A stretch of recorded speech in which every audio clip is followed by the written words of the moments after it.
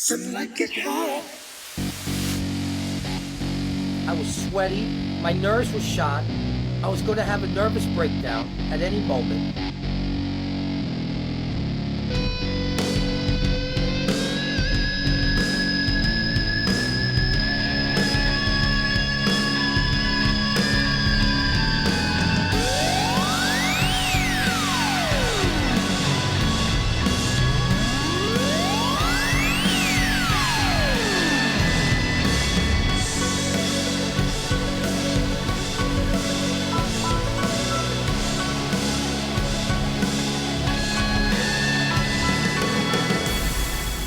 Hello, everybody. Welcome. It's that time again. Here we go. Matt Connarton Unleashed, and we are live from the studios of WMNH 95.3 FM in glorious, hot downtown Manchester, New Hampshire. Also on Comcast 97 if you're in Manchester. Streaming at WMNHradio.org. And, of course, on the Matt Connarton Unleashed Facebook page. Hello, everyone. And, of course, you can also go to my website, mattconnerton.com, for all your live streaming options and social media links and contact info and how to call the show and archives, et cetera, et cetera. Hello to our friends at Raw Talk Online. It is Tuesday, June 29, 2021, and another very, very, very hot day. By the way, I heard something that shocked me last night on the news. I forget what city it was. There's a city in Canada, not even the United States, Canada, the Great White North, where it reached 108 degrees yesterday. Now, don't panic, but I'm panicking. Maybe we'll get back to that later. There are many, many people who will tell you, people who vote a certain way, that climate change is all a hoax and it's nothing to worry about. But the particular city in Canada, I feel like it started with a T. It just, it's a record. Like, never has it gotten that hot in that place in recorded history. So I'm, I've been concerned. I've been concerned for many, many years. I might be finally crossing the line from concern into panic. But I don't want you to panic. I try to be reassuring every day on the show. I try to be a calming, reassuring voice, almost like when I do hypnotherapy, because that's one of the things that I do professionally, and I try to bring people into a nice, relaxing, calm place. But I'm freaking out. 108 degrees in Canada. It's not good, folks. It's not good. Even if climate change is all a hoax, and this is just a natural thing that is happening, and we're doing absolutely nothing to affect it, it's not good. There is no positive spin to put on it. It was 108 degrees in Canada. It's not good. I don't mean to be negative or pessimistic or any of that. I'm just telling you. It's not good. But regardless, we shall proceed forward today. We have other things to do. Gonzo is going to be stopping in later. And then, of course, it's Tuesday. So in the 5 o'clock hour, we will be joined by Mike Sudderth for his new Tweakonomics segment, which I've been getting a lot of positive feedback about. So that's coming up today at 5 p.m. So we have a great show planned for you today. And I also have some things that I want to kind of add on to the discussion yesterday about the new abortion regulations here in New Hampshire. I received a very interesting email from Mike Doyle, who brought up a point that it was just interesting to me, and I was able to kind of confirm it about statistics around abortion. And also, too, John Hopwood posted a new article on Medium.com, which we'll try to get to as well, regarding Governor Sununu signing the new budget into law, which includes these abortion restrictions and so on. So I do want to try to get to that today. And again, like I said, Gonzo will be coming in. Mike Sudderth will be coming in. Also today at 5 p.m., I will be premiering for you a brand new track from my good friend Scrimmy the Dirtbag. And no, I say that not to call him names. That is the stage name. That is his professional name as a performer, Scrimmy the Dirtbag. Wonderful, very close friend of mine for many, many years, and very, very talented. He's been in many different bands, and of course he does some solo projects as well. But he's got a brand new track called Outside Jokes, which is interesting and very unique. He's eclectic. He does a lot of different kinds of music. He can play. He's one of these people who can play multiple instruments, which I'm always very jealous of. I'm a bass player, and I do that sufficiently well. Play a little guitar, but no, Scrimmy is a wonderful individual and so talented. And so it will be, to the best of my knowledge, unless somebody else has played it and I just don't know, to the best of my knowledge, it will be the world radio premiere of his brand new song, Outside Jokes. So we're going to do that at the top of the hour as well, and that will take us into our weekly segment with Mike Sudderth, our Tweakonomics segment. So lots of excitement today. I do want to remind you, of course, also that we are proudly sponsored by the Hop Knot in the Brady Sullivan right across the street. And if you happen to be watching online or on Channel 97, you can see I've got my wonderful Hop Knot shirt on, one of them, today. And don't go there today, however, because Monday and Tuesday is their weekend. They are open Wednesday through Sunday. But so much going on there. Again, the big Juneteenth celebration was wonderful. That's why they had to be, they ended up taking the week off so they could restock because they ran out of a lot of things. It was a huge day for the Hop Knot, but they'll be reopening tomorrow. Thursday nights, they have trivia with the great Bill Cini, who also is the trivia maven on the morning show, I believe on Wednesday mornings. Also, Friday nights, Mike Sudderth, as his alter ego, Grant Lampton, performs live at the Hop Knot from 7 to 9 p.m. He's doing a residency there. They have the Sunday brunch, which is very popular, and they have more events coming up throughout the summer.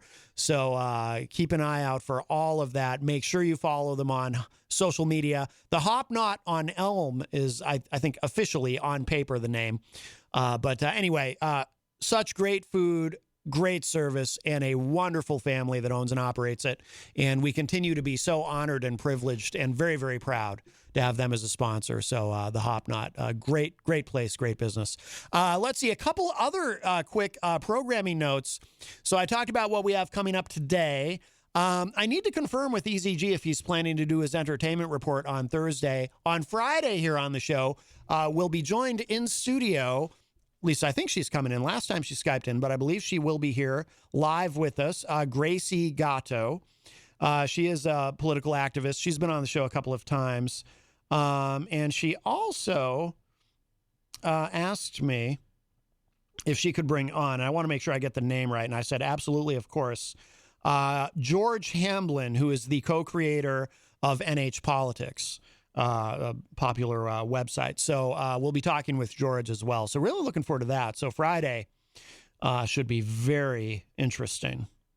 Couple things coming up elsewhere that I am involved in. Tomorrow night, Wednesday night, I will be appearing on the Charles Richardson Show, and I see Charles in the Facebook live chat, by the way. The Charles Richardson Show is every Wednesday and Friday night from 7 to 9 p.m., and you can find it on Raw Talk Online, and it runs on IPM Nation as well, and of course on the Charles Richardson Facebook page. But I've been invited to go on that show tomorrow evening, so really looking forward to that. And the reason I've been invited on is allegedly a certain other individual is going to be joining us. Now, I don't know if this other individual, and I'll give you a little hint who it is. In the last 24 hours, these guys have come with a gang of at least 25 people, all to gang up on me, to make Matt look like a hero. Matt is a hero to his people. Did you ever know that I'm your hero? Anyway, so our old nemesis there, Crazy Joe, is supposed to be calling in to the Charles Richardson show. So Charles invited me on as well. So we'll see if Crazy Joe actually shows up. But it could be an epic confrontation. But even if Crazy Joe doesn't call in as planned, I'm sure that we'll have plenty to talk about. And I did watch the show from Friday that Charles did. And, I posted on Facebook earlier, but I just wanted to say, Charles is really a stand-up guy, in my opinion, and really sticking up for Jenny and I and Christian as well, as we've been, just mercilessly attacked online with all this hate and bigotry from this Crazy Joe character. So it'll be interesting to see if Crazy Joe calls in and what kind of an accounting he might attempt to give of himself on the Charles Richardson show. But so that will be tomorrow night. Let's see. Also, in the evening this week on Thursday, because it is the first Thursday of the month, I will be on the Dr. Kevin Show on the Ohm Times Radio Network, and that's Ohm as in Ohm, O-M, ohmtimes.com. I will be, as soon as this show is done, I'll be calling in from 7 to 8 p.m. on the Dr. Kevin Show, and we discuss politics. Of course, the first Thursday of every month, I am in the rotation to do that. So, wow, it's already going to be July 1st on Thursday. So there you go. So lots going on. Interesting. Dirk Don is in the chat room and says, can I be on the show too? Well, that's up to Charles. I don't know if the two of you know each other, if you and Charles Richardson know each other, but boy, I do think that would be interesting. I do think that would be very interesting. The two of you should connect. Very interesting indeed. Well, if you would like to connect, if you would like to join us live on this program, there are several ways to do so. You can give me a call, 603-250-6007, 603-250-6007. You can also text me at 617-917-4476, tweet me at Matt Connarton, or send an email to matt@mattconnerton.com. And of course, you can opine and interact in the Facebook live chat, and we will say hello to everyone in there in just a moment. But the best thing to do is give us a call at 603-250-6007. And by the way, one other thing regarding programming, speaking of dulcet tones, if you missed the morning show and you're a longtime listener of the morning show, you'll want to check out this morning's show. Peter White was joined live here in studio by Joel the Moose Elber, and it was just like old times. It was very cool. I didn't get a chance to hear the whole thing yet, so I'm going to have to go back and listen to what I missed. And Don T. Tibbetts was here as well, but very cool to hear them together for one day only, as far as I know, Peter White and the Moose on the morning show. And of course, all the shows are archived at WMNHradio.org. So if you did miss it live, you can always go back and listen to it on the website, or go to the Morning Show with Peter White Facebook page, and it's there as well. But yeah, that was a lot of fun hearing the Moose on there. Let's see. Let's say hello to everyone in the Facebook live chat, and then we'll get into some stuff. Mike Pelopita is in the chat and says, hi, Matt. Good afternoon, everyone. Mike, of course, from another one of our wonderful sponsors here at WMNH 95.3, Queen City Cabinetry in the historic Sunbeam Mall. And thank goodness for General Sunbeam, the greatest general since sliced bread. If it wasn't for him, we'd all be speaking Russian right now. But Mike, of course, and Queen City Cabinetry, big supporters of all the shows here at WMNH and of the station. So we appreciate that very much. Wayne Noel is a top fan all the way from Michigan, who joins us and says, good afternoon, Matt and everyone. Jenny is in the chat room and says, shalom, peeps. Rocky Huber, who is a top fan, says, happy Tuesday. Hello, Rocky. Tom Blanchard says, now let me see if I can, I'll probably butcher this, Tom. I do not speak French. I took 3 years of Spanish, and I remember almost none of that. I do not speak French, but I'm going to give this a shot. Bonjour, mon ami.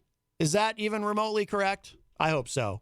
So Tom Blanchard dropping some French there. Rocky Huber in the chat says, yeah, it's this hot out, and I go out to check for mail, and there's a letter on the door from the city saying the city is going to shut the water off to an entire building because of a bill dispute with the owner? What? Wow. That's not cool. Oh, my God. Wow. All right. Well, good luck with that, Rocky. Jeez. Melanie La Liberté from the great state of Vermont is in the chat room. Hello, Melanie. Charles Richardson, I mentioned. He's in Florida, by the way, where it's hot and humid in Florida, no doubt. Says, good afternoon, people. Dirk Dion of Arrogant Media, who I believe is in the great state of Texas, says, due to the heat, we will have to make a sacrifice to the corn so we have a plentiful harvest. I believe Dirk is a Satanist, so they make sacrifices, they do whatever spells are. I don't know how that all works, Dirk, but I hope that works for you because you do want to have a plentiful harvest. Dan Lavasser is a top fan, joins us in the chat. Dan says, how about school choice and the increase of tax rates as a result? Another wonderful increase to come, thanks to Sununu, of course, referring to Governor Chris Sununu, our governor here in New Hampshire. I assume, Dan, that these were things also included in that budget. I haven't had a chance to look at that too closely yet. Melanie is asking Dirk, parameters around sacrifice, virgin, gender, etc. You know, by the way, we had a running joke on the show for a long time, and maybe Dirk, who is a new listener, might appreciate this, because I know Dirk has a sense of humor. Unlike some people, man, I'll tell you what, I've realized recently some people have no sense of humor, but Dirk definitely has a phenomenal sense of humor. There's a state rep who I'm Facebook friends with, and he's been on the show before a couple times, Brandon Finney. But when Brandon, he's a former state rep, I should say. He used to be a state rep. He might have been one of the ones who was Republican when he got elected and then officially switched to Libertarian because he is very Libertarian. But I remember before I even met the guy, there was a news item here locally about how he had come out as a Satanist. And, you know, of course, to be a Republican, you really have to be a Christian. I'm sure there are Republicans of other faiths, but for Republicans, they prefer you to be a Christian. But to be a Satanist, this was actually a big deal briefly. And we had a running joke on the show that I tried to book Brandon Finney on the show, but because he's a Satanist, he had certain conditions. He said, yes, he would come on the show, but he would only do so if exactly 13 days prior to his appearance, we sacrificed a live goat on the show and then consumed some of the blood and then pushed the goat through the window out onto Elm Street. And only if we did that would he agree to come on. It seemed funny at the time. To this day, I don't know if Brandon ever even realizes, because he did eventually be a guest on the show. But to this day, I don't know if he even realizes that we had a running joke about him. But he has a phenomenal sense of humor, so I'm sure if he does know, he thinks it's very funny.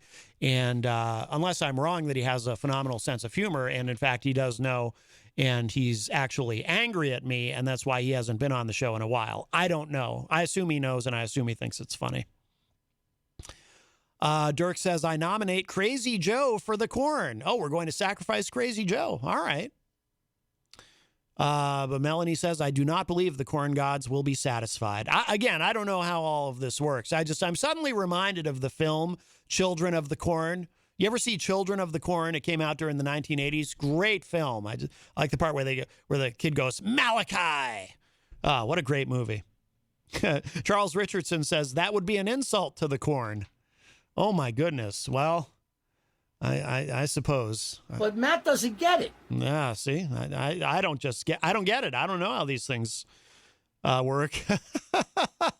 Dirk Don says, look, it's a solution to multiple problems. Mike Sudderth is in the chat. Mike says, see you at 5 when he'll be in for his Tweakonomics segment. Tom Blanchard says, maybe if we stop talking about him, he will go back under the rock he came from. Well, he actually kind of already has, because he did receive another 30-day ban, apparently, on the Facebook, which is why he has not made any new videos on his Facebook account, on his Crazy Joe Show Live Facebook page, making anti-Semitic remarks about Jenny and all the homophobic and racist remarks that he likes to make. So I think he has been forced back under his rock, at least for now. And yet his page is still up and most of the previous videos are still there, which continues to baffle me because I know many people who've been suspended from Facebook for far less and who have had content removed for far less. And yet Crazy Joe gets to make all of these terrible videos attacking me, attacking Jenny, attacking Christian, and all of that. And Facebook thinks it's perfectly fine to leave all of that content in place. It is quite shocking. Melanie says, in Children of the Corn, sacrifice had to be an adult, so lots of options to explore. Mike Pelopita says, adults from a small agricultural town turn to prayer to ensure successful harvest. Oh, this is the plot to Children of the Corn. But a 12-year-old entices the town's children to murder all the town's adults to appease a malevolent entity hovering around the cornfields. Malachi. By the way, for anyone who's seen Children of the Corn, you know what I think is the scariest thing about that movie? And I've never heard anyone else say this. I think the scariest, creepiest thing about Children of the Corn is the music. The music is extra creepy. Geez, I want to watch that now. Let's see. Melanie says it's a romantic story, isn't it? Oh, Dirk Dion says, I'm from Iowa, never lived in Texas. I apologize, Dirk. Who do I have you confused with? We have so many listeners online from so many different places. Stacy Lawton joins us in the chat room. Hello, Stacy. Mike says, yes, last time I walked into a corn maze, I kept yelling Malachi. They kicked me out. Dirk Dion says, my goat stays in the basement. Some days after a hard shift, you just want to nuzzle up with your furry friend in the basement where it's wet and dark. Please stay out of there. Oh, no worries, Dirk. No worries. All right. Let's see. So before, like I said, Gonzo should be stopping in soon, and then Mike Sudderth will be joining us at 5 p.m. For his new Tweakonomics segment. But let me give the numbers again if you would like to join us in the meantime. And then we have some stuff to get to. 603-250-6007 is the number, 603-250-6007.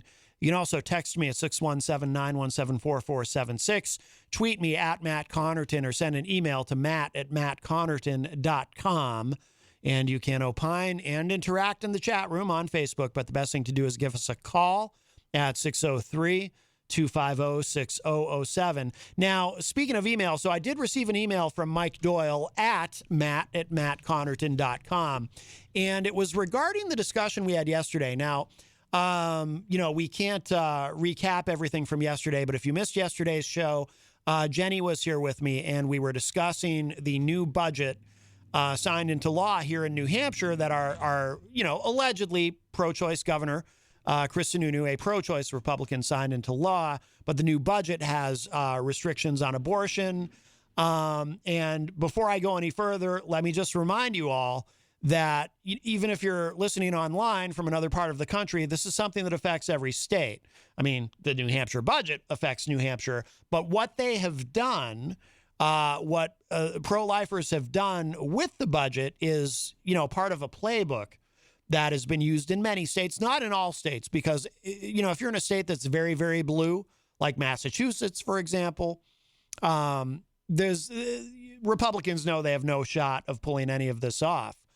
But in many other states, purple states, and obviously in red states, this is all right out of the playbook. And one of the several things that is in the new budget has to do with requiring women to have a transvaginal ultrasound performed before they are allowed to proceed to having an abortion. And so, Jenny had a lot to say about this. I mean, we all did, and we took calls on it. And, it was a very interesting show yesterday, I think, because there was a particularly high amount of audience interaction on the issue. Abortion's always a hot issue. But like I said, what they've done here in New Hampshire is not unusual in terms of what has been going on around the country for years, pro-lifers, regardless of where you fall on the issue. And, I even have my own conflicting feelings about it, although ultimately I'm pro-choice because I want the government to stay out of it. But, I'm not a fan of abortion generally, if it can be avoided, but I'm not, I have man parts, so I don't get to tell anybody what to do. That's how I look at it. Forgive me if that's TMI, but you probably assumed I'm a very male presenting individual. There's just certain things that they do in each state, requiring the transvaginal ultrasound.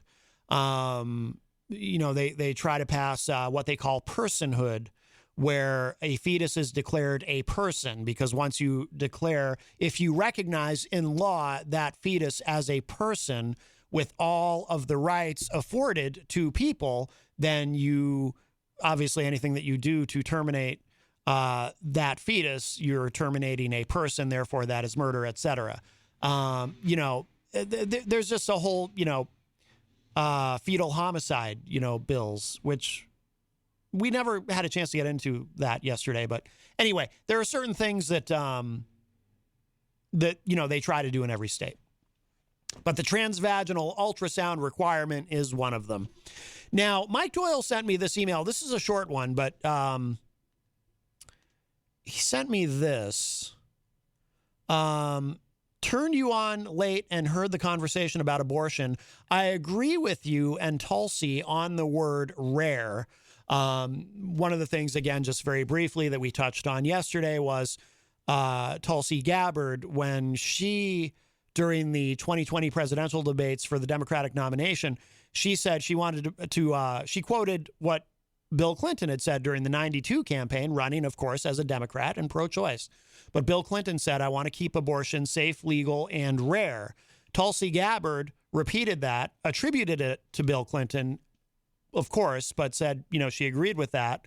And the pro-choice left, and again, I am pro-choice myself, but many on the pro-choice left went nuts and said, well, no, you can't say the word rare because that stigmatizes abortion. Whereas I feel it's perfectly appropriate to say rare because, yes, you should try to reduce the number of abortions because we have within our power, within our capabilities to reduce, as we have been doing, but we need to continue that trend, reduce the number of unwanted, unintended pregnancy in the United States. And we have all of the tools to do that. So I have no problem with saying safe, legal, and rare. Let's make it as rare as possible because we can do that by making it as unnecessary as possible, by reducing unwanted pregnancy. There's nothing wrong with that, in my opinion, and Mike Doyle agrees. Now, I don't know, by the way, it's not clear from this email if Mike himself is pro-life, pro-choice, or if he has any strong feelings one way or the other on the issue. I'm not sure. I mean, Mike is a Republican, but there are pro-choice Republicans, obviously. So I'm not entirely sure where he's coming from on the issue, but he says he agrees with what Tulsi had said and agrees with me on what Tulsi had said. So then this is where it gets interesting. Karen called and had a good question about how many abortions do people have. Let me add, oh my God. Sorry, Gonzo just posted in the chat room, sorry, Matt, I got stung in the face by a bee and can't make it in. All right, well, apparently Gonzo won't be here today, but geez, I hope you're all right. That can be, I mean, getting stung by a bee for some people can be very, very dangerous. It's never pleasant. I got stung once when I was a kid, but some people have very severe allergic reactions, and getting stung in the face, yikes. Dude, I'm so sorry. I hope you're all right. Keep us posted if you could. Actually, don't worry about it. Just let me know later. I want you to just go to the emergency room if you have to. Jeez, stung in the face. I remember I got stung once when I was a kid. I got stung on the leg. It was odd, actually. I was just sitting there with my family, and we were watching an outdoor concert at a park or something. And a bee, completely unprovoked, just landed on my leg and stung me. And it hurt, but I didn't have any kind of like big reaction to it or anything. Gonzo says I'm not allergic. Well, that's good. But I'm sorry to hear that you got stung on the face. Jeez. Ugh. That sounds miserable. All right. Well, anyway, getting back to the email. So, again, this is from Mike Doyle. Karen called and had a good question about how many abortions do people have. Now, before I continue with this paragraph, let me just add some context if you didn't hear yesterday's show. So our friend Karen called about this subject and was talking about, one of the talking points that you'll sometimes hear from pro-lifers is, and Karen, by the way, was not pushing this narrative. She was just bringing it up because this is something she hears from people, is, they'll talk about women using abortion as a form of birth control, having multiple abortions. Everybody knows somebody, right? It's one of those examples of, well, I know this person who had 15 abortions and this and that, but I tend to think that that's very rare. I understand that there's people who do that. I'm sure that there are people who do that, who use it as a form of birth control. But I have to believe, and I don't know if there's any statistics on that specifically, but I have to believe those numbers are infinitesimally small, because you've got to be suffering from some pretty severe mental illness if you're willing to go through that. If you're willing to have unprotected sex where you may get pregnant, and you're willing to actually put yourself through that instead of just using a traditional form of birth control, obviously you're severely damaged. The irony being, if you are the type of person who does that, you shouldn't be having children. But then again, if you are the type of person who would do that, you also shouldn't be having sex and getting pregnant to begin with, right? So that is repulsive. And I think even the most ardently pro-choice among us would say, that's horrifying. But we also don't like hearing it as a talking point because pro-lifers will often bring that up. It's kind of like, what it reminds me of? It reminds me of Reagan with the quote-unquote welfare queen, where you just stigmatize an entire segment of the population that gets some form of government assistance by saying, well, look, they're all living like royalty. They're all leeches, none of them actually need help, right? That's sort of the implicit message there, the messaging to that. So I think people kind of try to pull the same thing. It's the same psychology when people bring up, oh, well, what about these women who, just use it as birth control and just have one abortion right after another? It's like, I have to assume that is an infinitesimally small number of people who actually do that. Now, what Mike addresses here, though, and I will acknowledge, and this is with no judgment, but I will acknowledge I was surprised by this. So he said, Karen called and had a good question about how many abortions do people have. I Googled it and found the article, which blew me away, saying that based on a study they did, 50% of women who have had an abortion have had a previous abortion, which is startling to me. I am surprised that number is as high as it is, if that is accurate. Now, let's see. I'm going to click this link Mike sent me. I found an article because I wanted more than one source on this. So this is from a website called liveaction.org. Now, if this is a conservative-leaning site, I'm skeptical. I'm skeptical about I'm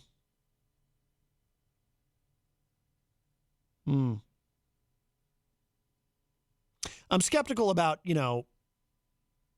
whether these are objective or not. So I'm going to this is a pro-life website. So I am skeptical about the information here because they have a political bias. However, So this website claims 50%. What I did when I received this email from Mike is I wanted to see if I could find, and by the way, this is not easy to find. This isn't something you just Google and boom, there you go, there's the answer. But I did find something from a website I trust more. This is information from the Journal of Women's Health, which, as far as I know, does not have a political agenda. And this says not 50%, but this puts it at 45%. Like I said, this is from the Journal of Women's Health. And this is also, by the way, from 2014. So, because it's very difficult. Like I said, you can't just type in, in 2021 or even in 2020, how many women have had more than one abortion. But this does indicate,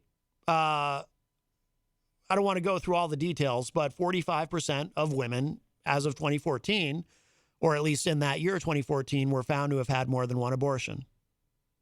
So that kind of backs up. I mean, it's a 5-point difference, but it kind of backs up what Mike Doyle was saying. And I am surprised that number is as high as it is. But again, I'm not going to get into making any judgments about it, but I will say, like I said, I made the point yesterday, we have the ability, if pro-choicers and pro-lifers, and I understand this is fantasy land stuff, it's never going to happen. There are so many issues where if each side would find common ground or maybe even cede a little bit of ground, we could make genuine progress on certain issues. There's many issues, whether it's guns, immigration, etc. We could actually make real progress. But the problem is, what happens is both sides get so dug in on the extremes of whatever issue it is. Because if you cede any ground, well, then you worry about the slippery slope, you worry about the camel's nose under the tent, et cetera, et cetera. Plus, you can't raise money with compromise. Compromising and solving issues doesn't raise money in politics. So and politics is a business. So there you go.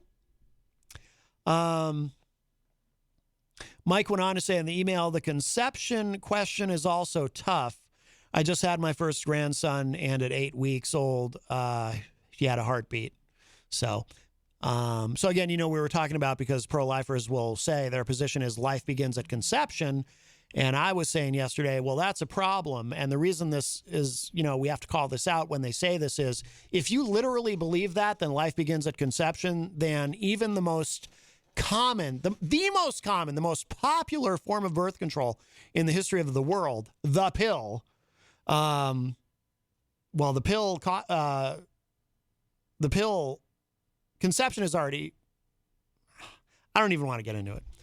It's because I'm going to confuse myself with the terminology. I will say this, if you're really going to make an argument, if you're going to try to make a judgment about when life begins, implantation would be a smarter argument, but it is later in the process. So again, they're not going to cede any ground on that. But the compromise, see, if you want to make abortion rare, the compromise between pro-choicers and pro-lifers is this. Everybody gets on the same page with, we have to educate people on the use and the availability of birth control, make sure everyone has access to it, and make sure that everyone is educated, particularly young people, about don't do this until you're ready, but if you're going to do it, here's how you do it safely. Here's how you don't get pregnant. And just get everybody working together. If you got both sides working together on that, you could reduce the number of abortions in this country down to almost nothing. You really could. Now, again, never going to happen. Nobody raises money with compromise.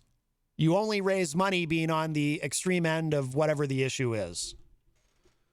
So we're never going to actually get there. But the sad thing is, we'll continue to have lots of abortions because we don't get there. Now, the rate of abortion there is good news. Pro-lifers don't like to acknowledge this, by the way, but these are facts if you look at the data. I mentioned this yesterday. I'll bring it up again just briefly, and then there's some interesting Facebook comments I want to get to. But The rate of abortion in this country actually has been on a steady decline. Pro-lifers don't like to acknowledge that because it flies in the face of, they want you to think, oh, everybody's having an abortion. Everybody's murdering kids everywhere. It's out of control. It gets worse and worse all the time. It's actually been getting better as educational resources improve, as the variety and availability of birth control continues to improve. We do have, which I think bolsters my point that if we could get everyone working together, we really can reduce abortions down to a very low number. But the rate of abortion year after year, decade after decade, since Roe v. Wade has been on a steady decline. The rate of unwanted pregnancy in the United States has been on a steady decline. The rate of teen pregnancy in the United States has been on a steady decline. And even the age, everyone likes to talk about, oh, these young people today, they're so promiscuous. People are actually waiting until later now to begin having sex. So you don't have, people, because obviously, teens having sex at a young age and not having the education, not having the responsibility to avoid an unwanted pregnancy leads to more pregnancies, which leads to more abortions. But teens are actually waiting longer, which is really good news. So, education helps, availability and access to birth control helps. These are all things that help. And if pro-lifers could get out of this mindset of, well, if you use... Again, they don't all believe this, but a lot of them do, or at least this is what they preach. Well, if you use birth control, that's the same thing as having an abortion. It's like, no, it's not. Obviously, it's not. But everybody on both sides needs to adjust the messaging. I do want to get to the John Hopwood article on the subject from medium.com, but let's take a look at these Facebook Live comments. Oh, jeez. Melanie made a very funny joke in the chat room, but I'm not gonna read that because somebody will take it wrong and then I'll get in trouble. But that is funny. I'm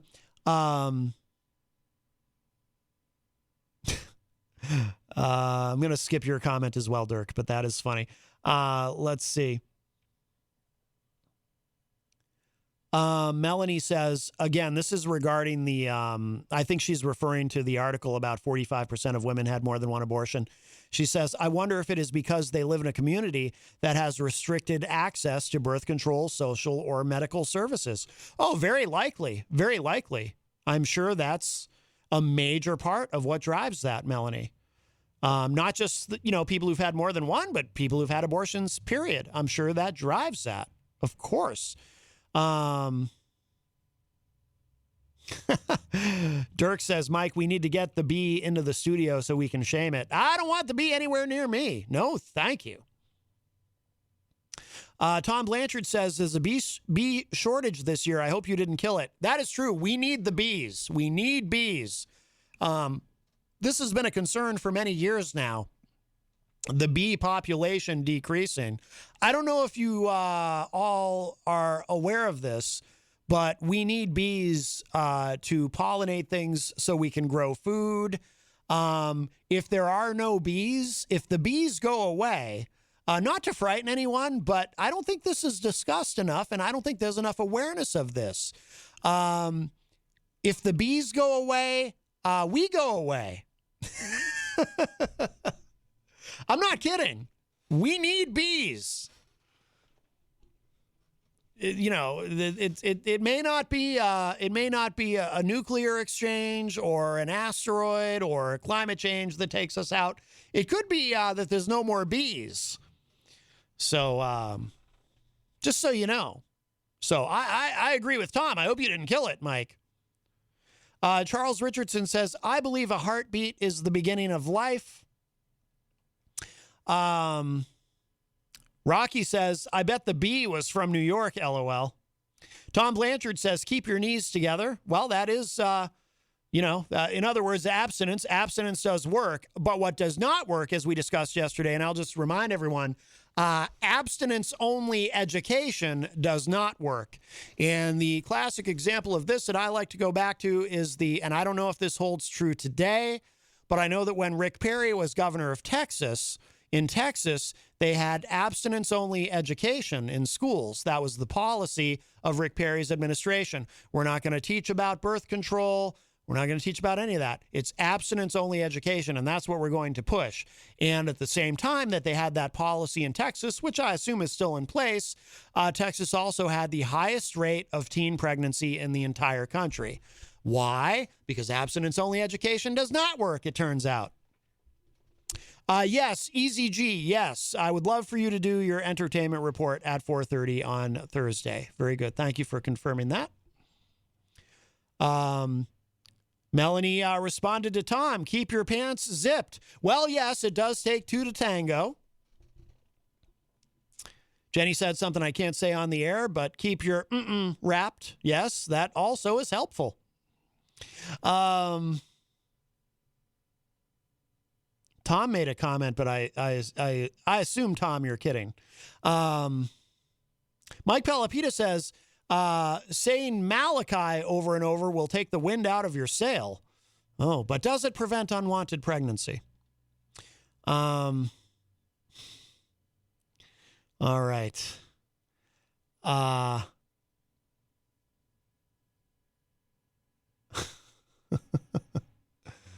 Some of these are pretty funny. It's getting a little risque in the chat room. Abigail Jem joins us in the chat. She says, I believe my beliefs about life and abortion are between me, my partner, and my doctor. I 100% agree, Abigail. We have a call. Let's grab this. Hi, welcome to Matt Connarton Unleashed. Who's this? Hey, Matt, it's Mike Doyle. Hey, Mike. How are you? Good, thanks. Hey, I was going to call you yesterday, but it was like 5 minutes to 6, and I had a couple of questions because I really wanted to know Jenny's thought on.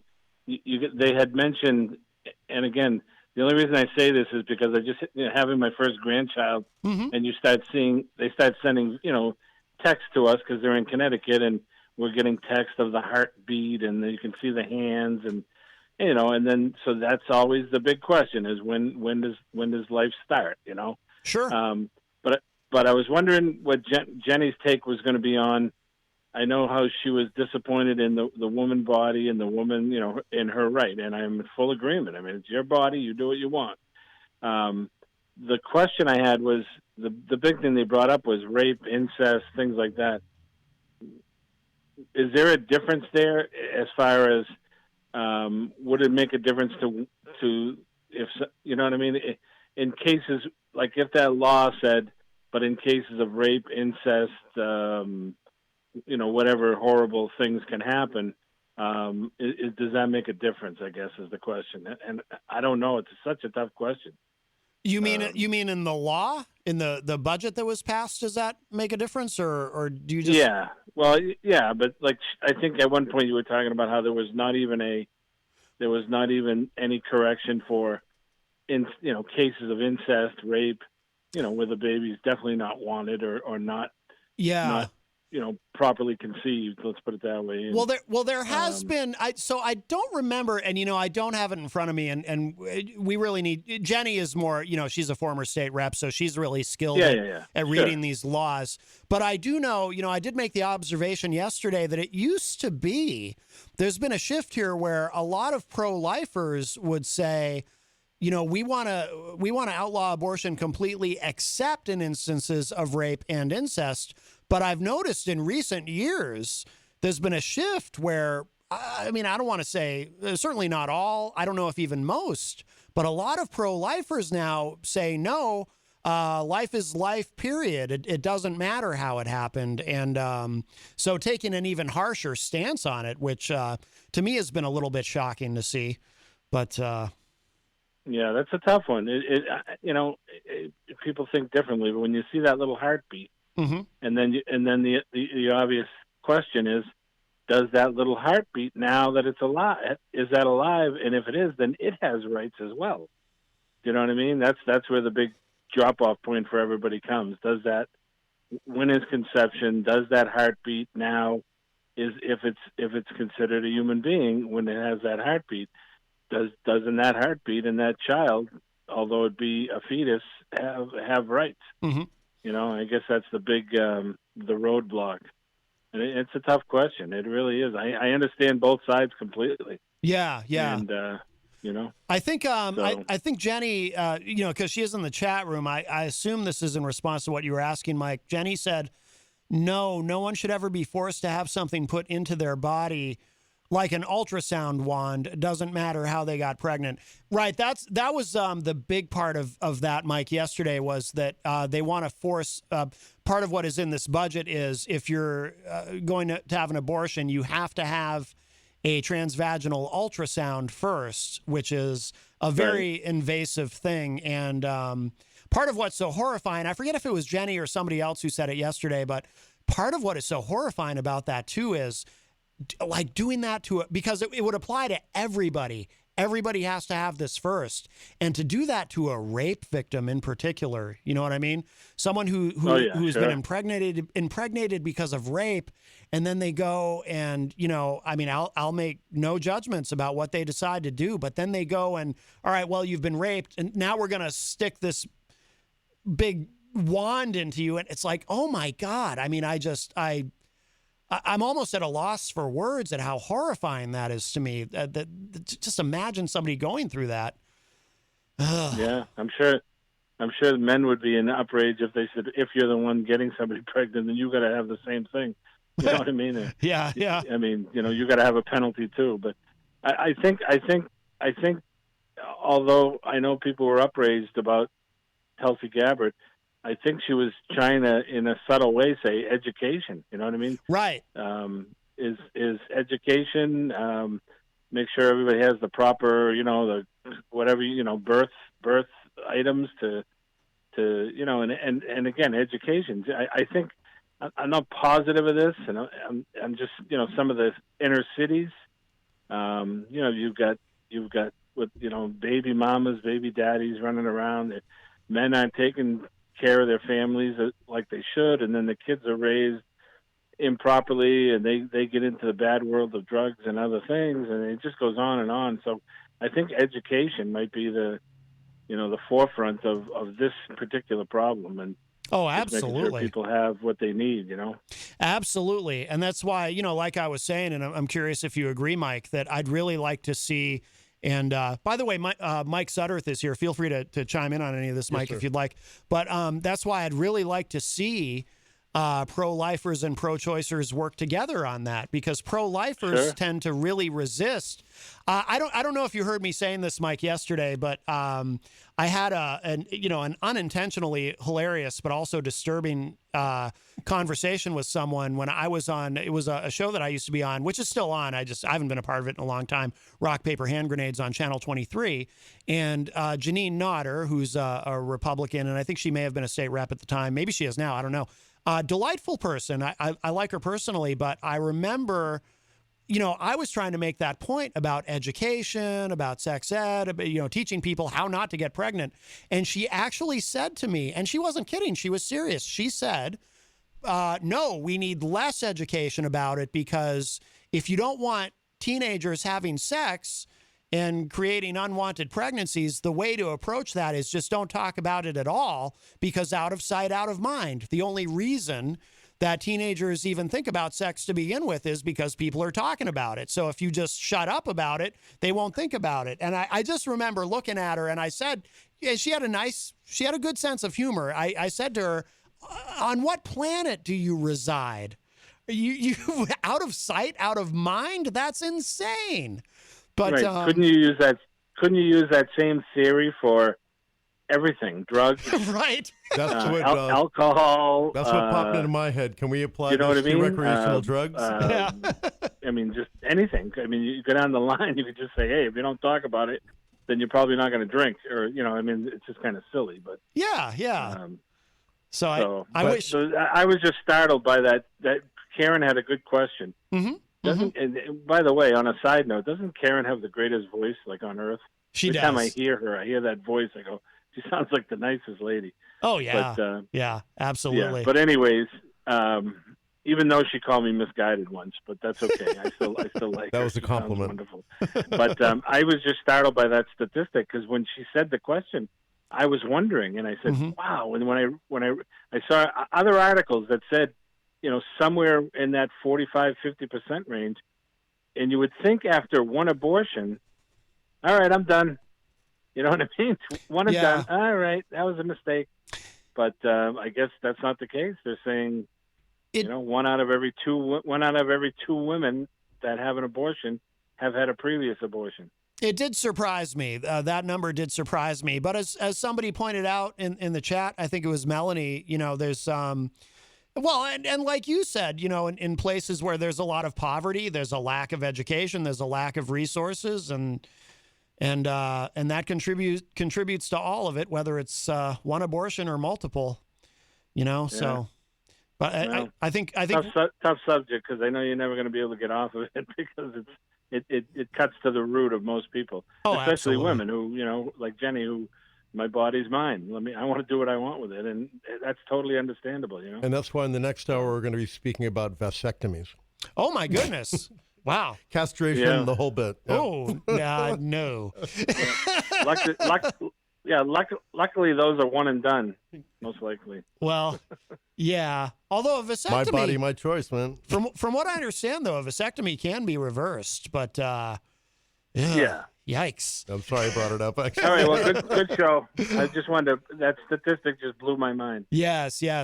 No, me too. I was surprised by it. All right, Mike. Thank you so much for the call. All right, I'll talk to you later. All right, take care. Bye-bye. All right, a call from Mike Doyle. And let's see, there's some more Facebook comments in here I just want to get to before we'll take a break, and then we'll come back with the Tweakonomics segment. But Jenny said in the chat, if I say women age 16 who was raped can have an abortion, however, the 16-year-old who had unprotected sex can't, that is unconstitutional, right? Abigail says, is it even a heart in that stage? It's an embryo, then a fetus, not a baby until birth. Jenny said they are forcing the law goes into effect January 1st.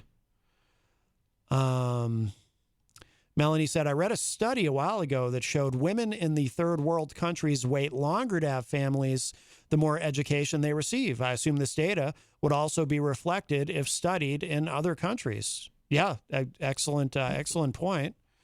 Abigail says more educated women in the U.S. wait longer to have children too. Makes total sense. Yep. Jenny says kids today are a lot smarter and have more worldly knowledge than we did when we were young. Our world was an encyclopedia, not even close to what kids of today know and understand. That's true. I mean, with the internet, you can get access to so much knowledge and information. So much information. Yeah, absolutely. Dirk Don says, instead of a vasectomy, just put an IUD in me. I can take it. Well, TMI, Dirk. My goodness. Although I did read the comments, so I guess it's my fault. Or mine. Or yours. Yes. Well, we are coming. Actually, we're past the top of the hour, so we'll take a break. I want to play this new. You might know him. You're out in the music scene, Mike. Do you know Scrimmy? Scrimmy the Dirtbag? Yes. 9 in 10 people know Scrimmy in Manchester. That's right. Yes. He is God's gift to the new century of, Gigi Allen, dude. Yeah. Well, he's a fan. Yes. But I don't mean to laugh about it. Yeah, of course I know him, and he's unique, man, and that's what it's all about. He's the only one who does what he does. That's right. Yeah, very well put. So talented and just a great person as well. Sure. I've known him for about 20. Yeah, it's been 20 years. Has he always been like this? Well, to be honest, when I first met him, he kind of didn't have it together in a lot of ways.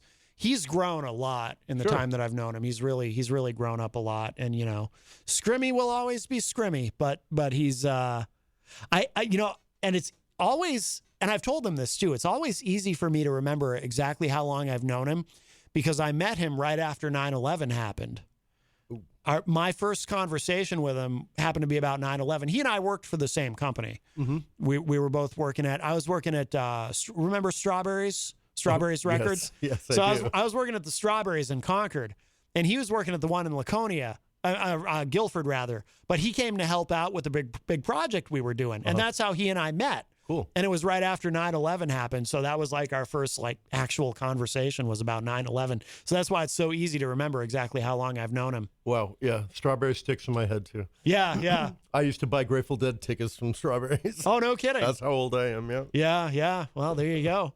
There you go. So I'm going to, this is the, I assume, unless it's been played somewhere else and I don't know about it, this is the world radio premiere of his new track, Outside Jokes. So we're going to play the new Scrimmy song, show some love to our sponsors so we can pay the bills, and then we'll come back with, what do you really have for us? Is it really about vasectomies? Excuse me? Your segment, your Tweakonomics. It's about Tweakonomics, yeah. I mean, I try to do touch on emotional economics. Are we really going to talk about vasectomies, though? No. I mean, if I came prepared with statistics that 1 in 1,000 men get a vasectomy, all right, and I could back that up, then we'd talk about it. But I didn't come prepared for that. I was thank goodness, flavoring the. I got to tell you, go to the break. I'm relieved. I'm relieved. I mean, I would have indulged if that's what you had prepared. No. But thank goodness, because I was, I don't know, when you brought it up, I was shifting in my chair, if you know what I mean. Yes. You need some Gold Bond for that. I was very uncomfortable all of a sudden, very uncomfortable. All right, here it is. This is Outside Jokes from Scrimmy the Dirtbag, brand new. And we'll be right back. Don't go away. More Unleashed.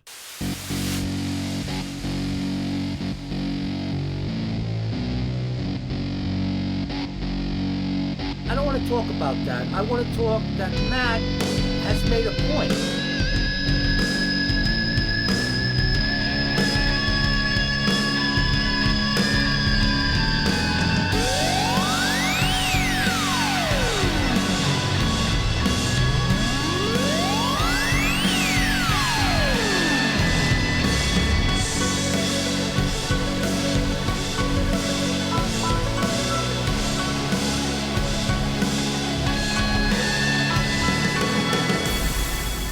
Welcome back, everybody. It's Matt Connarton, Unleashed. We are well in hour number 2, numero dos, here from the studios of WMNH 95.3 FM in glorious, hot downtown Manchester, New Hampshire. Also on Comcast 97 if you're in Manchester, streaming at WMNHradio.org and on the Matt Connarton Unleashed Facebook page. Of course, you can also go to my website, mattconnerton.com, for all of your live streaming options, social media links, contact info, show archives, etc., etc. Hello to our friends at Raw Talk Online. It is Tuesday, June 29, 2021. Mike Sudderth is here in the studio with us. Yes, sir, indeed. Yes.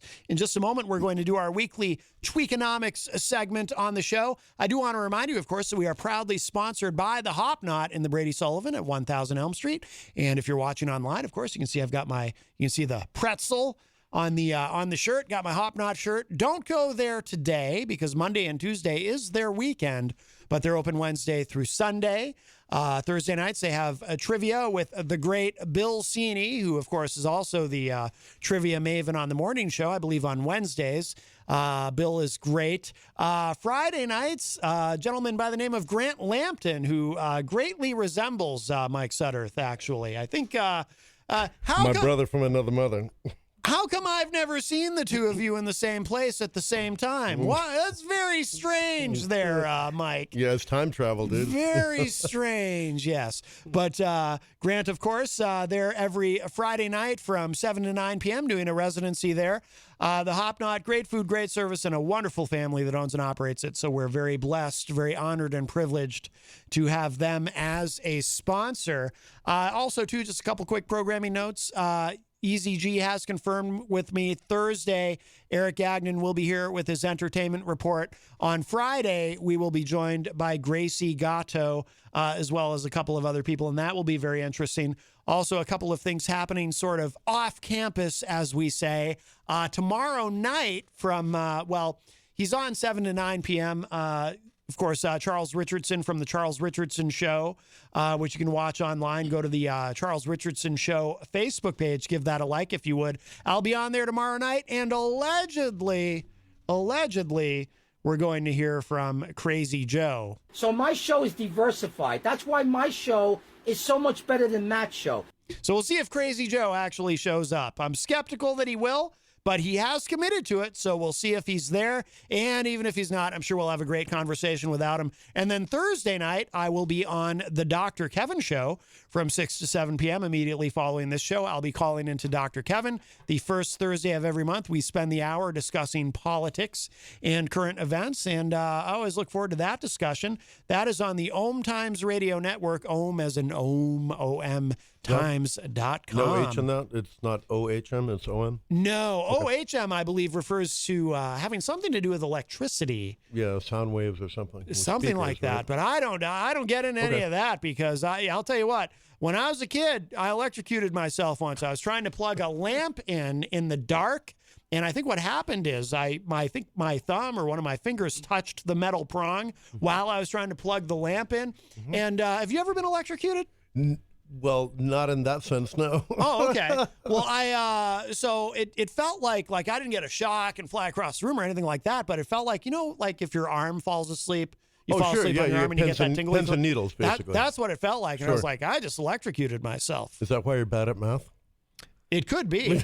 No, I was already bad at math. Me too. I was already bad at math. Plus, obviously, I was deficient in some way mentally already because how else would I have electrocuted myself to begin with? Why would you stick a fork in an electrical outlet well, in the dark? It wasn't a fork. I was trying to plug in a lamp, Okay. but in the dark. But it somehow didn't occur to me to keep my fingers away from the metal prongs as they're going into the outlet. So clearly, Well, you I found was. it. Yeah, that's true. And I did end up getting the lamp plugged in. So, yeah, happy ending. You just couldn't feel your hand for a day or two. That's right. That's right. Oh, my goodness. What's going on over there? I've got a wind tunnel effect with the fan. Oh, which I guess so. I appreciate the fan more than the shameless plug. Yes, so. yes. Jenny brought that in, and it's a wonderful addition to the studio. Well, we're going to get to Grant's segment in a moment, but let's grab this call. Hi, welcome to Matt Connarton Unleashed. Who's this? Hello, Matt. It's Paul. Paul Cormier, better known as Pauly C from Retro Spectrum Radio with Pauly C, which you can hear Friday night from 7:30 to 10 p.m. And I have the honor and privilege of being Paul's co-host on that show, along with Dan Randlett. What's going on, Paul? Well, that's awfully nice of you, Matt. Thank you. I just wanted to call and say that right after your show at 6 p.m. tonight, we're going to be playing the replay on WMNH of this past Friday night show, when we discussed movies with the great John Hopwood. Yes, John Hopwood was here for that. He sat in the corner with the giant cardboard Peter Whitehead, and it was a wonderful time. That's right. We did have a good time. And normally on Tuesday nights they do my replay at 7, but it's going to be at 6 tonight. So right after your show, have all your listeners tune into that. It was a lot of fun talking about all those movies. It was a lot of fun. Why the special time this week? I think it's because there was no weekly die-on last week or something. So they just put in my show in its place. Well, that makes sense. All right, good. Well, good. That's awesome. Yeah. Good to know. I had no idea. Yes, and this Friday night at 7:30 p.m., you and me and Dan and DJ Steve from Happy Wheels will be featuring cover songs. Songs, it's not just like cover songs from most recent days. It's actually original songs that everybody knew but didn't realize was actually a cover. And we're going to be playing the original of all these famous songs that you and I and everybody else grew up with. I'm really looking forward to this one. I mean, I always look forward to the show, but I'm especially looking forward to this one. This is going to be really fun. Yeah, I gathered 40 songs last night, and I have to pick out 25, and that's always tough. But yeah, they're really good songs. A lot of stuff when I build these shows, including this one, didn't occur to me with this particular topic how many of these songs were actually covers. That's what inspired this week's episode. Oh, very nice. Very nice. Yeah. All right. Any Kiss? No Kiss. Okay. Just A wondering. hug, maybe? Just wondering. Yeah, how about a hug? How about I a mean, hug? Yeah. I mean, we're all vaccinated, right? Yeah, I'll come on down to the studio before 6 and give you guys both a big hug, okay? But no kiss. Not individually, though, because that would be awkward. I was thinking a group hug. So we do it all. A group hug? Do it all at once. Yeah, it's like a man thing. Yeah. Bro hug. Yeah, exactly. A group bro hug. That works. All right. I'll see you in about 40 minutes for a big group hug. If I'm not there, don't wait. Okay. Yeah, that's fine. Now that I'm thinking about it, it's like 100 degrees. Maybe not the best Right. day. Yeah. Right. All right. Okay. Next time. Yeah. Rain check on the man hub. All right. Yeah. man. We'll wait for a nice, cool 89 degree day. All right. I'll see you next winter. Bye-bye. All right. See you, Paul. All right, wonderful. So, yes, a replay of last week's Retro Spectrum Radio coming up at 6 p.m. right after this show. And, of course, Friday we'll be live with a brand new edition starting at 7:30. Always look forward to that. Mike Sudderth is here. Let me give the numbers in case you have any questions or comments or anything at all for what Mike is going to be discussing on Tweakonomics this week. 603-250-6007, 603-250-6007. You can text me at 617-917-4476. Tweet me at Matt Connarton or send an email to matt@mattconnerton.com. And, of course, you can interact and opine in the Facebook live chat. But the best thing to do is give us a call at 603-250-6007. And, Mike, I believe you had expressed you wanted the for your intro music for your segment. You wanted the Ween? I did, and then you showed me the news bulletin flash, and I've been thinking about that all week. Oh, no, you wanted the... News flash. Oh, you want that instead? Thought it was uber cool. Well, you know what? We can do both. Yeah, we can. You know what I'll do is I'll hit the... what did I call it? Oh, I know what it is. I know where to find it. I'll do the... when you're done introducing the subject... We'll do the breaking news effect. How's that? Okay. All right, this will be great. All right, Mike, what do you have planned for us this week? Something some people call anchoring, some people call framing, some people call it baiting, and I've got a great example about what you interviewed last hour with to get us rolling on Tweakonomics. Ooh, that sounds great. This effect doesn't load it. Oh, here we go. This is not going. Oh boy! Live from the studios of Manchester, New Hampshire, WMNH. It is Tweakonomics. Even if it takes a couple of seconds to get the bumper music going. Yes. We're improvising. So we call it framing. We call it anchoring. They also call it baiting, and that's like fish baiting. So get your head out of the gutter. By the way, can I just interject and say I love this? I don't know. Did you know that I'm a hypnotherapist? No. Yeah, that's part of how I make So my if I living. start clucking like a chicken, then I'll know. Well, no. Well, who knows? I don't smoke, so. But no, but it's just interesting because I don't know if you know this, but in hypnotherapy, we do a lot of neuro-linguistic programming, and so when you talk about anchoring and things like that, it's like, oh, this is right up my alley. All right, so cool. I'm particularly interested. Let's chat about that. So my education is my disclaimer is I am graduate educated in the field of economics and finance and some other stuff. Most of what I will present to you are just ideas. Never want to get political, but to get the wheels moving. And I like to swing on the side of what they call emotional economics. I could sit here and tell you what the Dow Jones is doing, and nobody's going to listen. But you know what? As far as baiting or framing or anchoring, guess who's going to listen to the show? I believe it is tomorrow when Crazy Joe calls in. Is that his fellow's name? Crazy Joe. So you've let the world know Crazy Joe's going to call in, and you guys are going to speak, and it might get real damn interesting. Well, I should just clarify, though. He's not calling into my show. Oh, he's calling into your buddy's show. He's calling into the Charles Richardson show. Charles Richardson show, indeed. Yes. So we'll see if he shows up. So I just thought this might be a segue into what I was going to talk about anyway, that your consumers, your listeners, your supporters and all that are like, the idea's in my mind now, so I want to listen tomorrow. I don't want to listen to Mike on Tuesdays, but I'm sure as heck going to listen to, because you've planted a seed, right? You've anchored somebody to say this might be an opportunity I might not want to miss, right? Yes. So that's what got my juices flowing here. The example that I read before I came on the show today was there was a study done that there was one end cap at the Hannafords that said buy Snickers bars for your freezer. Buy some Snickers bars for your freezer. The other end cap said buy 18 Snickers bars for your freezers. And the one that said a quantitative amount, sold out.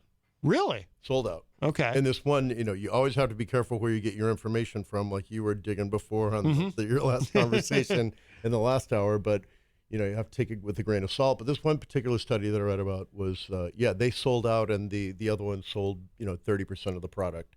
And this is an example of people think they are missing out on something, which is another type of emotional economic theory. But you give them a quantitative, like, 18, I don't want to miss buying 18 for my freezer, which is better than some. That was the point of this whole thing. Oh, okay. It kind of reminds me of there's and I feel like this is kind of maybe not a new concept, but the acronym seems like it's new. FOMO, fear of missing out. Yes. And I know that that is used a lot in marketing, and particularly on social media. It seems especially effective. Absolutely. At people don't want to miss out on something. So here you got to get these 18 Snickers bars, or right, is that what it was? Snickers? Yeah, or something to that effect. Yeah. And it was from several years ago. It wasn't new, but the FOMO thing is absolutely true. And I've read up on this, that, we're making only 500 pairs of purple Vans. Mm-hmm. And those sell out like that, Yeah. which they made more than 100 of them. They made 500 because more people bought the 100 up front, and they get to charge more for the other 400. Right, right. But yes, fear of missing out thing. Yeah.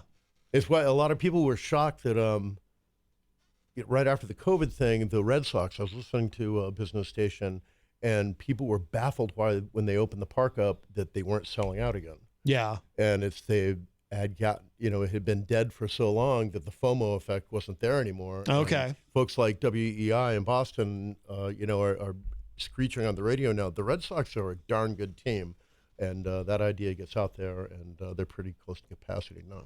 Oh, okay. All right. Well, of course, with COVID, though, everything's weird because, I mean, how do you know, is it that effect of there is no FOMO anymore with the Red Sox, or is it more just, is part of that just people well, are that's certainly what afraid caused it in the beginning, right? Folks who felt unsafe genuinely to go out. And, maybe now that there's an idea that, either you're vaccinated or you have the opportunity to distance or whatever makes those wheels turn. Yeah. I haven't figured out that. That's a whole other show. But they're starting to sell a lot more tickets. But from when they opened up 100%, they had this lag. And these guys on EEI were scratching their heads like, why isn't every day a sellout? And they don't stink this year. Yeah. They're not at the bottom of the division or anything. They're actually doing very well. Yeah, yeah. So can you give us other examples of, the Snickers example is interesting. So I guess is it really as simple as just applying a specific number to something to make people feel like, oh, I got to get this while it's... That's what the evidence showed, right, in this study that I read. And again, I'm not no bibliography on where that came from. Yes, I Googled it. I'm sorry. That was my deep research into it. But my understanding, having been, quote unquote, formally trained in it in school, was, I like to apply the emotional side to it and say, hey, do the numbers not lie? Because numbers don't lie, right? And I'm not good at math and was never much good at finance, but numbers are something concrete that can say, yes, the Patriots won by 3 points. That's a fact. And then you and I talked about this when I started a couple of weeks ago, that emotions affect that too. And if we can apply numbers to it, so that seems like reason to me. So let's think about, I had given you, I think I said sneakers, right? Vans or something. Yeah. That they, in fact, will do that and say, you don't want to miss out. And, we've only produced this number. We can make 10 million white ones, but we're only making 500 purple ones, right? Yeah. Or 500 ones that say Guns N' Roses on it or something like that. Yeah. That the emotional response to that from most people, if you're a Guns N' Roses fan, is, I've got to buy these right now. I am paying $500 for them and shipping, and I will have gotten what I wanted. Yeah. That's the interaction that I'm trying to put together here. Is it is a fact that the Guns N' Roses ones are more expensive, and you can get Vans that have Guns N' Roses on it, and you're going to pay more than the white and checkered Jeff Spicoli ones that I wear. These were $40. Yeah, yeah.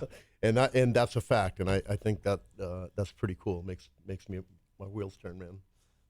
Do you know if there are particular industries that are able to use this more effectively than others? Because as you're talking, the sneaker example, it really seems like that's an industry that really kind of exploits that, right? Because now that you mention it, I hadn't really thought about it much, but now that you bring it up, it seems like that is an example of where I've seen this a lot over the course of my life is with sneakers, especially celebrities like Kanye West with his Yeezy sneakers. Oh, there's only going to be so many of these made.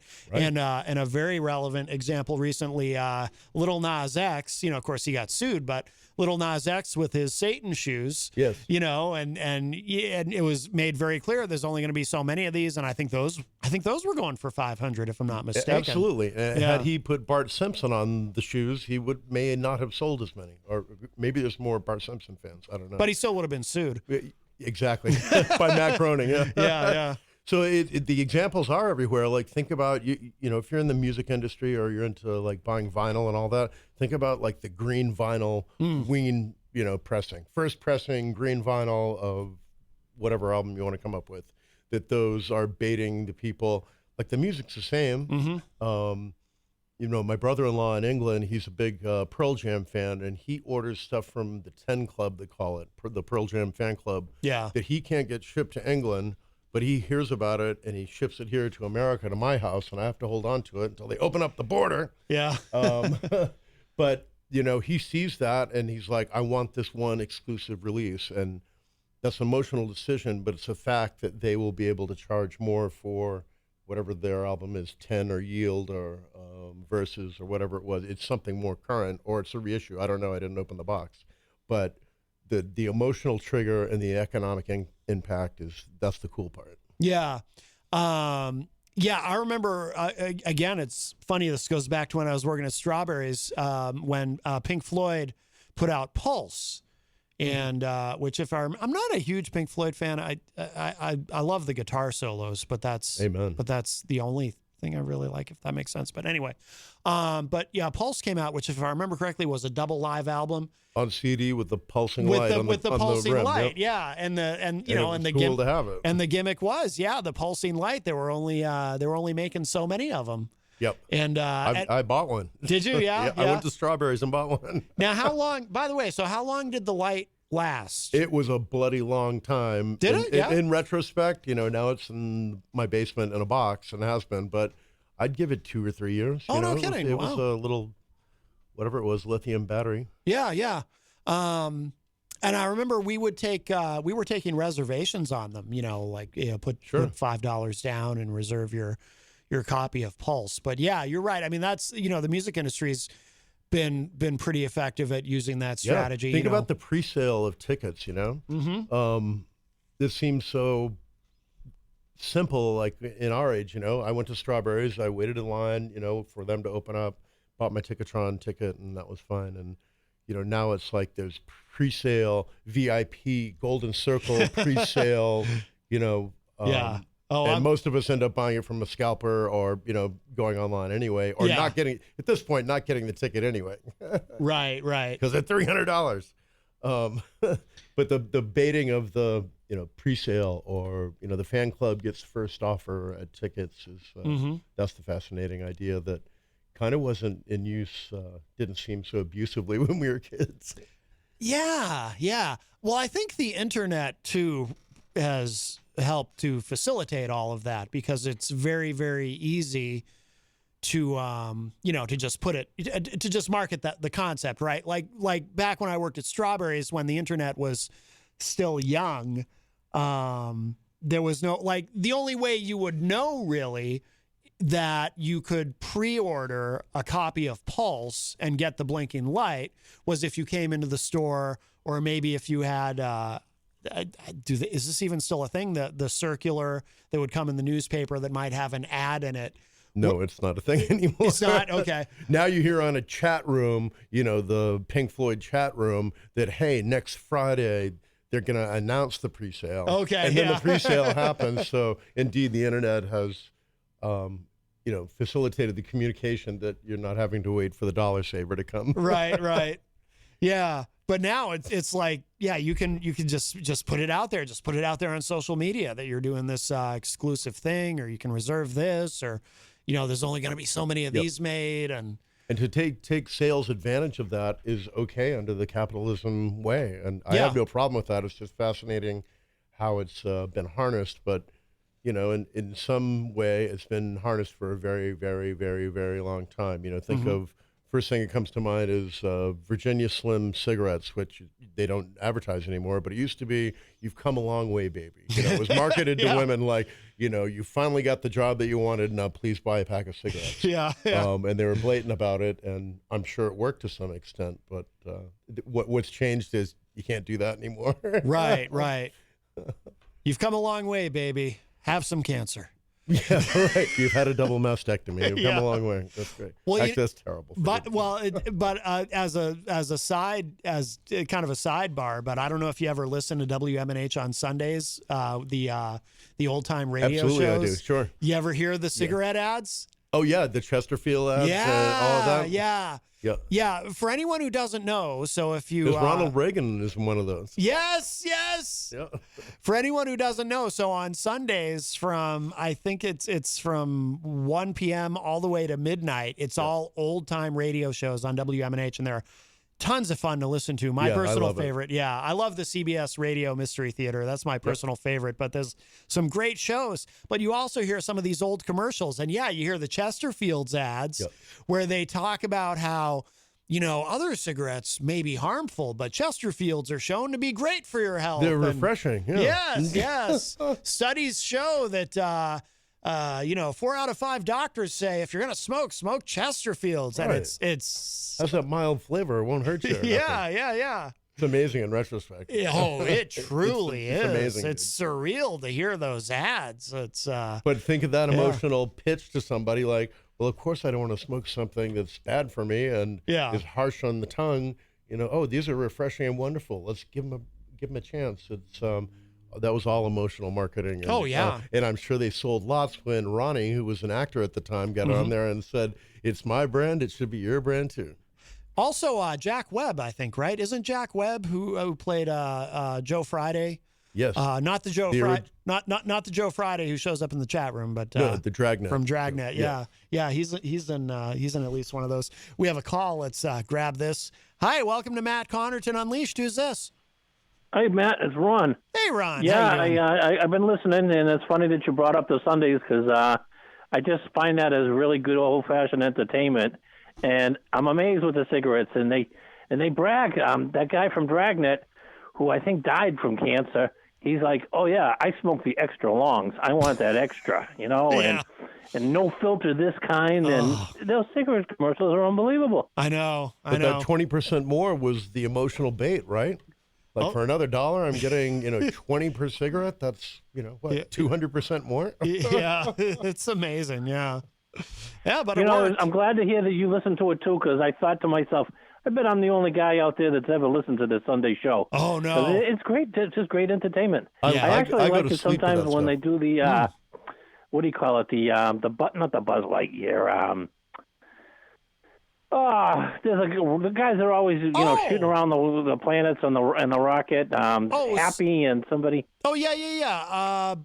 Happy and Planet X or Project X or something. No, it's Space Force. Space Force. No, it's not Space Force. I'm sorry. It's Space. You're close. Space Patrol. That may be it. I think it's Space Patrol. Closer. But anyways, it's like it's so silly and crazy. I say to myself, I like it. Yeah. It's a great escape. It really is to listen to that stuff. Yeah. And some of the stories are actually pretty sophisticated. They had to be, For what they knew at the time. And then sometimes they get into the old mysteries, later at the night. They get into the mystery stuff. And those can be pretty good. That's my favorite. I love CBS Radio Mystery Theater. Those are so cool. Yeah. All right, Matt. Cool. Everybody be good. Try to stay cool. Absolutely, Ron. Thanks for the call. Take care. Bye. Bye-bye. I wonder if would air conditioners count? We only have so many air conditioners to sell, but that's not. Nobody advertises that, right? That we only have so many. Just everyone kind of knows. It makes you wonder that for a limited time, this is all we have. I mean, was the whole Cabbage Patch phenomena? And I don't mean to date myself. Was that real? Like they genuinely ran out of them, or? Of course, I'm sure they didn't want the gates crashed like ended up happening, and people beating each other for Cabbage Patch dolls. Right, But right. you gotta know that if somebody online, and we're talking about two different times now, but like, hey, I've got 4 Cabbage Patch dolls for $100 each. Mm-hmm. You know, why would I go to Walmart and think of my butt getting tanned while I was trying to get one? Yeah. Give me the $100 Cabbage Patch Kid. But that's realistic stuff. There's no emotion. I think the air conditioner thing is they want to sell as many as they can and probably don't hold back the product. Yeah, yeah. I'm guessing. I guess so. Now, as far as FOMO, when there was a run on toilet paper in the early days of the pandemic, would that count? Yeah, I think that's highly applicable, dude.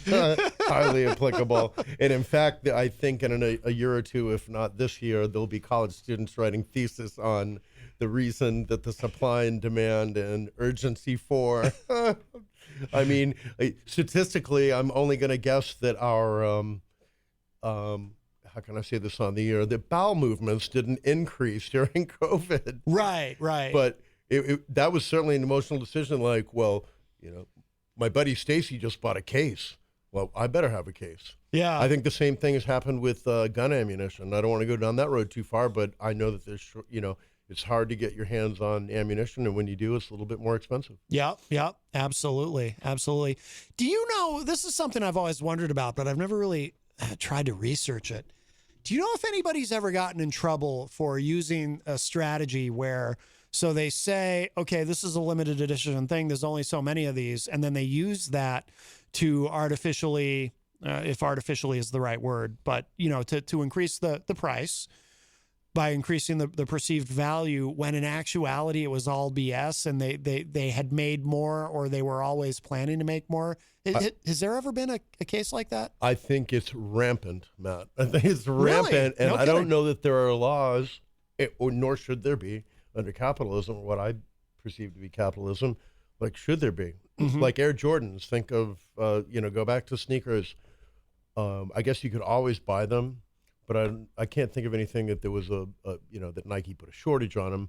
Let's try to think of something that there was maybe a shortage, and toilet paper comes to mind right away, or ammunition. I understand that, the toilet paper shortage was supply chain breakdown. I don't think Continental was holding back to say, well, this way we can get another couple of bucks out of a 12-pack. Right.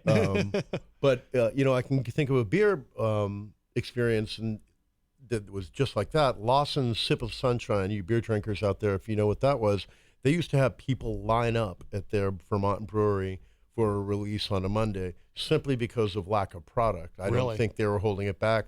Now you can buy it at Bunny's or, anywhere that they've knocked up production.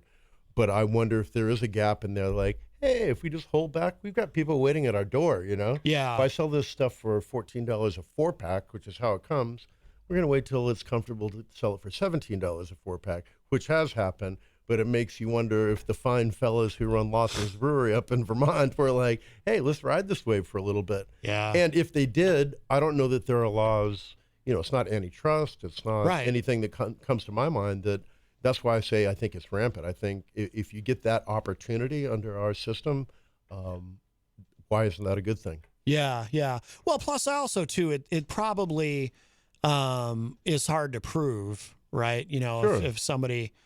and I suppose an easy way around it too would be, so say a sneaker company says, okay, we're going to release a limited edition version of whatever of the sneaker, and then they sell out of those. They can always make more and just say, well, yeah, the initial allocation was only that much, but now we've decided to make more. What are you going to do about it? Right, right.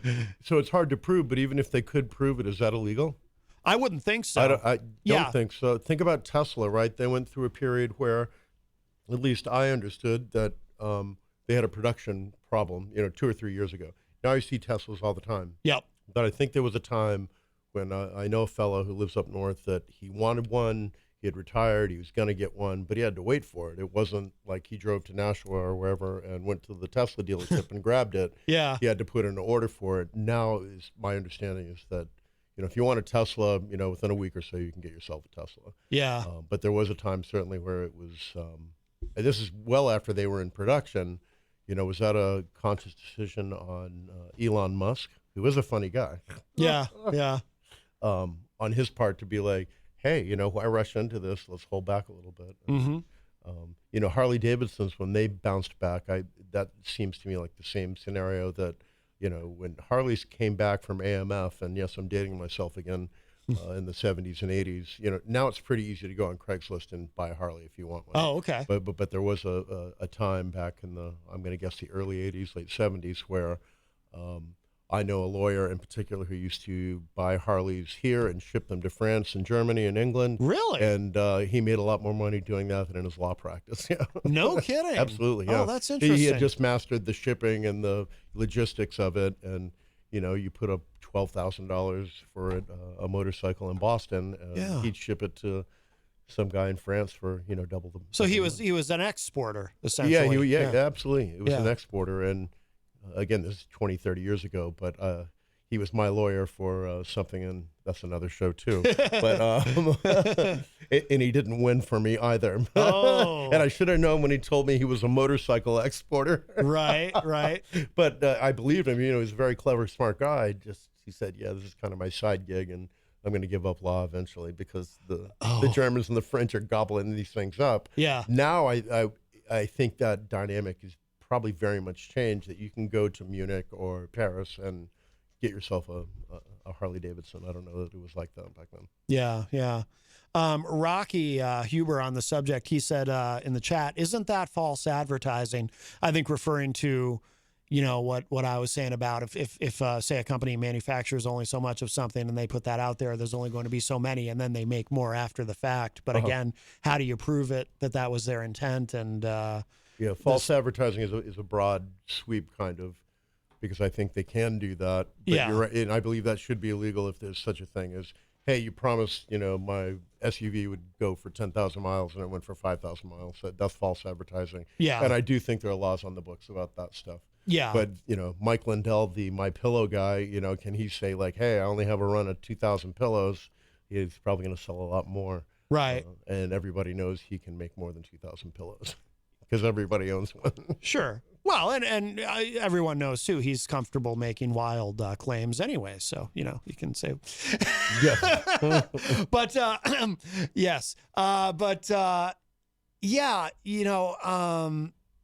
It's so interesting too, how actually, I guess you mentioned motorcycles. I guess that would be another example, right? Because, they make limited, I don't know much about motorcycles, but I know just from advertising I've seen and people I've talked to, they make limited edition bikes and stuff like that. So do you know of any examples where this concept fails? Like where, they might try to do this, but then nobody cares? I don't know. I can't think of anyone that pops into my head, but that's the point, because if that happened, nobody's going to know about it. Right? Nobody's going to remember it. That's true. Nobody's. If there was a Cabbage Patch, Ford F-150 and it failed, we're not going to know about it because nobody wants a Cabbage Patch version Ford F-150. Yeah. You know what I mean? I'm trying to be funny, but I'm sure there are definitely examples of it. We're just probably not really aware of them as we are something positive, like a Tesla or something that like, ooh, he's got one. How do I get one? Oh, they're very hard to get. That gets your wheels turning. Yeah. But, there's got to be versions of, like a Tuukka Rask jersey. That's probably not very popular right now. I don't know who that is. I think I've heard the name, but I'm not a sports guy. It's a sports person, right? Yeah. You're being serious. Okay. I'm being serious. Yeah, he was the Bruins goalie. The Bruins goalie. Oh, okay. Yeah, and what little I know about hockey, he might not be a very popular guy right now. Although he's been in Boston a long time, probably dearly loved. But okay. How I'm talking about, names on jerseys. Mm-hmm. I always wanted a Boston McSorley jersey, who was a guy who played for a year or two and was a hatchet man and just beat people up, didn't score any goals, but thought he was a cool guy. That was my emotional decision. Oh, okay. All right. Maybe if I wear it, I can beat people up, or people think I'll beat them up. Yeah. Just kidding. There you go. Well, we're already, it goes by so quick. Is there anything else on the subject you wanted to I don't think so. I think we had some dynamite examples of, the emotional effects of what, purveyors push on people and what makes emotional decisions that can be facts, and that was really the point I wanted to hit on. Yeah. I think next week I'd try to get into a little bit more numberish stuff, but you and I have such a good time talking about, hey, here are emotional examples of stuff, and it's a lot more fun to talk about than, the ups and downs of the market and, how the dollar is trading against the pound or anything like that. Well, plus numbers confuse me. Like I'm not good at math, and I suck at math too. So. I look at numbers, I hear about numbers, I can't follow any of it. I'm like, geez. I'm so bad at. By the way, I'm going to sound like I'm kidding. I'm completely serious when I say this.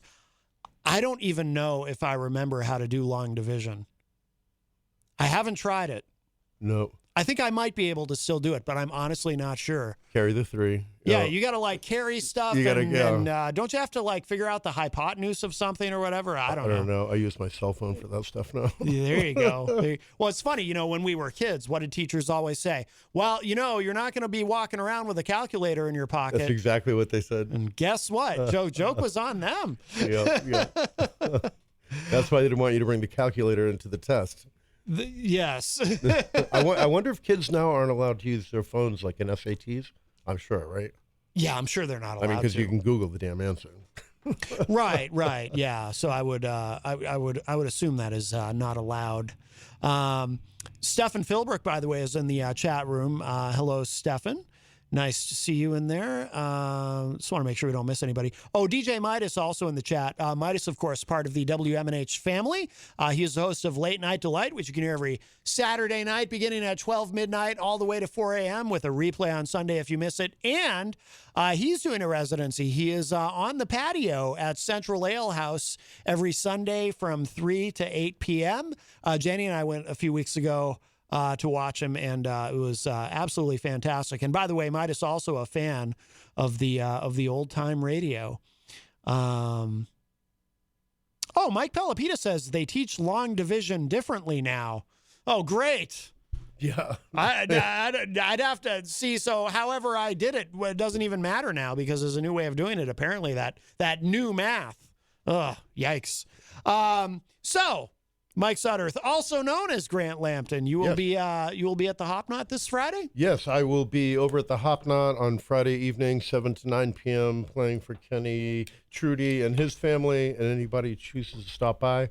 I look forward to it. I'm very lucky to play there. They're great people, and it's a great atmosphere. I mean, they've not gotten to the point, but their atmosphere is truly, there are kids running around sometimes, there's hipsters, there's, everybody it's just a great kind of dynamic they have there.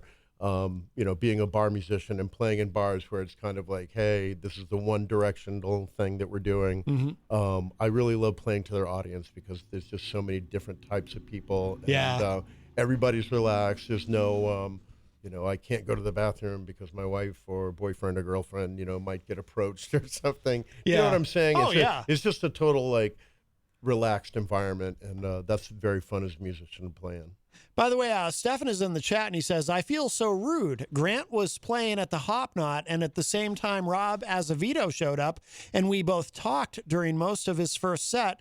I did drop a good tip, though, for forgiveness. Oh, very nice. I appreciate that, and I do remember the tip because those are few and far between, so I remember your double digits, sir. I appreciate it. Oh, very nice, very nice. Yeah, Stefan's a great guy. We love Stefan. Yeah, he's cool. Absolutely. And Mike Pelopita says, great show, very informative. Love the economics talk, Grant.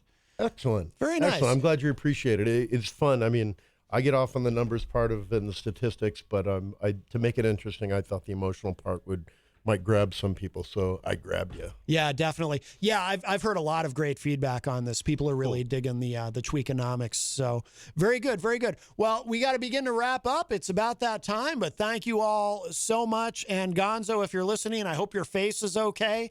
If you're just joining us and you don't know, Gonzo was going to pop in earlier, but he a bee stung him on the face, which has got to be horrible. So maybe he'll do the Spider-Man thing and get super bee powers now. Oh, that'd be great. As long as he uses it for good and not evil. That's right. He could be like the bee man or something, but I'd want him to go around and sting criminals. Be careful with the bee man. That might stick, dude. Be careful with the B-Man. That's right. I'd hate for him to be a villain and like come in here and sting me or something. He just goes around stinging people on the face. I want to see the outfit, the superhero outfit. Yeah. Well, so there could be some money in that if he becomes the B-Man. That's right. You're welcome. Yeah, there you go. He could be part of the Marvel franchise or something. I don't know how that works. If you can just become a superhero and then join a franchise, or what's the other one? There's Marvel and there's DC. DC. Yeah. I don't know anything about these. I don't know anything about it either. Yeah. I Charles, was just envisioning him in the bee suit. Charles Richardson also says, awesome show. I learned something today. Very nice. Very nice. Thank you. All right. Oh, and just to remind you all too, tomorrow night I'll be on the Charles Richardson show. Really looking forward to that. All right. Grant Lampton / Mike Sudderth, thank you. You're very welcome. I had fun. Thank you, everybody. And if you missed any part of today's show, it'll be up in just a little bit at WMNHradio.org and, of course, at my website, mattconnarton.com. And make sure you stick around because coming up at 6 p.m. here on WMNH is the replay of last Friday's Retro Spectrum Radio with Pauly C, with myself and Dan Randlett and our guest, John Hopwood. And that was a fun show. So if you missed it, that is coming up next. And in the meantime, I will talk at y'all a little bit later. Bye, everybody. Ciao.